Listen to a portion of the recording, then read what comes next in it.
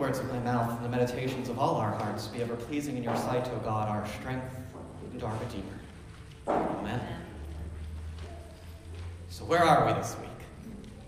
It is Transfiguration Sunday, if you didn't figure out from the signs in the bulletin.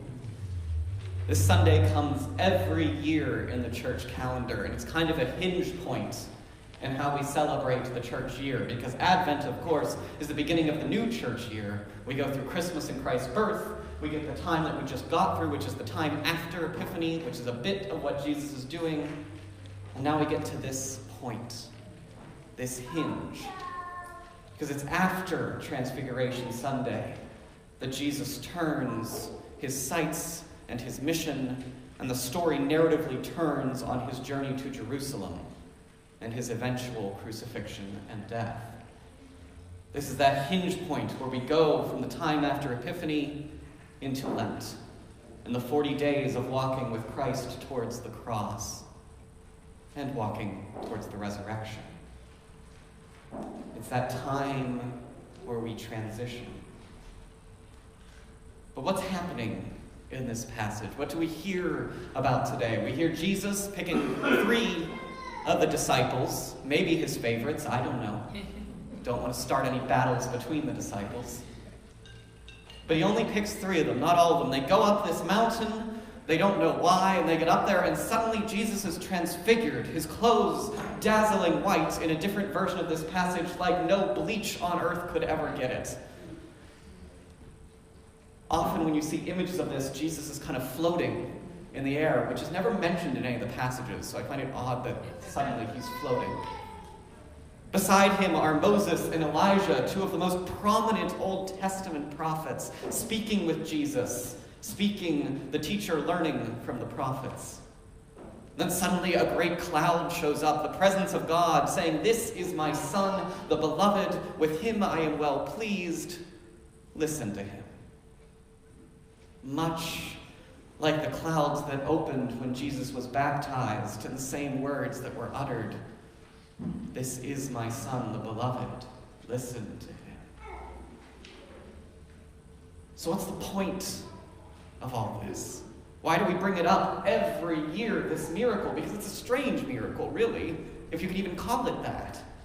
No one's healed. It's not feeding anyone. It doesn't really do any good in the world. It's kind of a fancy light show. So why do we bring it up? Why is it here? Because not many people saw it either. It wasn't done in a great crowd. It wasn't done for the towns. It was done in private, up on the mountain. 3 disciples, Jesus, that's it. The reason this passage keeps getting lifted up, the reason it's brought up here, is because it establishes the beginning of Lent and reestablishes, if we didn't know already, that Jesus Christ is the Messiah. It's tying Jesus to that Old Testament prophecy and those Old Testament passages. Because how many times have people doubted the messiahship of Christ as we've heard about it coming up? They test him. They always try to catch him up. They don't think this man can't possibly be the Son of God, the Messiah, the one most high. And this transfiguration moment is meant to prove without a shadow of a doubt that this Christ, this Jesus, is our Messiah and the Son of God. Everything about it points towards that. First, with the bright clothes, which I don't know exactly what they signify, but it is dazzling. And then with Jesus talking with Moses and Elijah, 2 of the biggest Old Testament prophets. Moses, the deliverer from Egypt. These people matter. And for them to show up with Christ, it'd be like one of our presidential candidates getting endorsed by like Abraham Lincoln and George Washington. I mean, it's a big deal. So again, reinforcing that Jesus is part of these prophecies that were put out by Isaiah, by Elijah, by Moses. Then after that we get the cloud. Again, the presence of God. How many times in the Old Testament did God appear in a cloud to speak to God's people? Appearing at Jesus' baptism in a cloud, saying, "This is my Son." Everything in the passage points towards this is Christ Jesus, the Son of God. And if you didn't believe any of that, if none of that tied enough to you, then the setting alone, being on top of the mountain. Think about all the mountains in the Bible. We heard about the 10 Commandments in our first reading for today, given on top of the mountain. God passed by Elijah, not in the fire, not in the earthquake, not in the wind, but instead in the quiet on top of the mountain. It was a mountain where Noah's ark came to rest and the first covenant with God was made. It was a mountain where Abraham's faith was tested of whether he would sacrifice his son. And it will be another hill, another mountain where Christ will be crucified.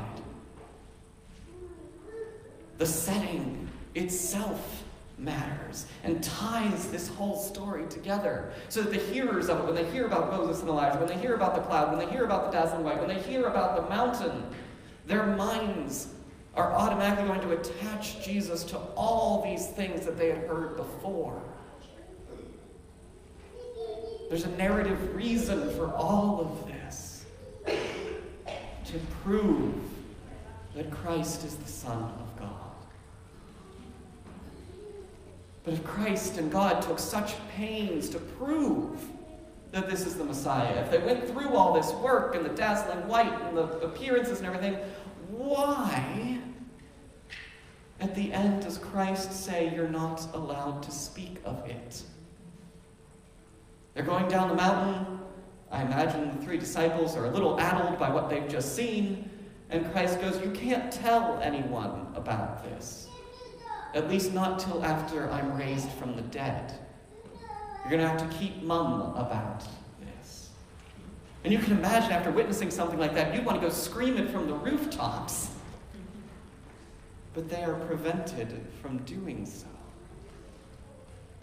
So why keep this private? If you study the book, there is this whole idea of the messianic secret. We're not going to get into that. But the main reason that I've come up with and what I always study and think about is if this story had gotten out, if people knew what happened on top of this mountain, if everyone had seen it, who could deny that this is the Son of God? And how could they possibly crucify him? If the world knew what happened on that mountaintop, then Jesus' whole mission as he turns towards Jerusalem would be for naught. They would worship him as a king. They would try and set him up on a throne. The mission he came to fulfill on earth would not be completed. It must be kept secret. Or else we wouldn't get to that crucifixion and we wouldn't get to that resurrection on Easter Day.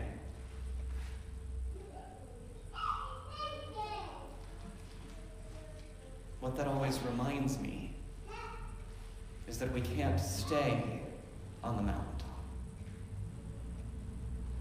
We all have those moments in our lives, whether we experience someone else seeing their transfiguration or we're being transfigured ourselves. We have those moments in our lives when things are going great, when everything is well, when life is good, and we want to stay there. And it's only natural to want to stay there because it's that good place, it's that comfortable place, it's that place where you're surrounded by God's presence and God's love. We've had those moments in our lives.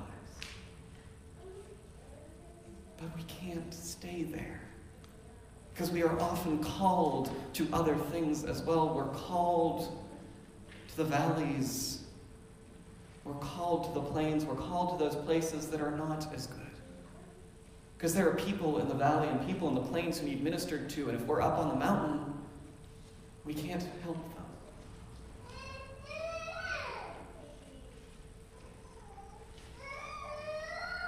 When God appears to the disciples, he says, "This is my Son, the beloved. Listen to him." Listen to him. And what are the first words out of Christ's mouth after God says, "Listen to this person"? Jesus approaches each disciple and says, "Do not be afraid."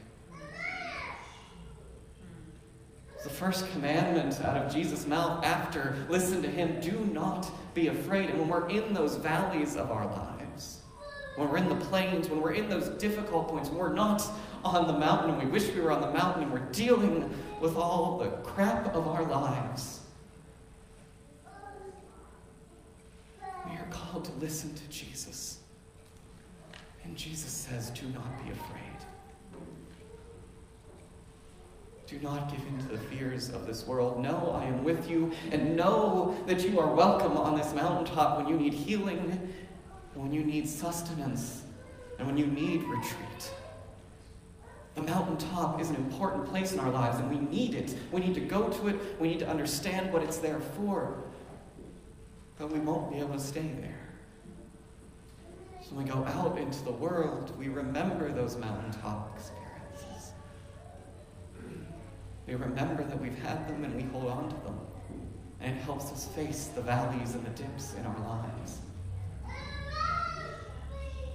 So remember Christ's words. Always, do not be afraid.